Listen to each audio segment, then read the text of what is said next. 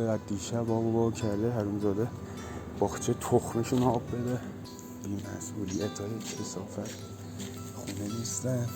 همینجوری هم آب بازه از دیشب. اسراف رو نگاه کن.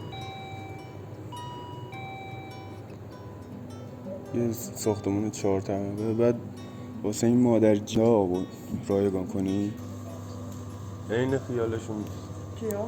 سازمان آبیه. اونا میخواد خسارت بخوره به مملکت.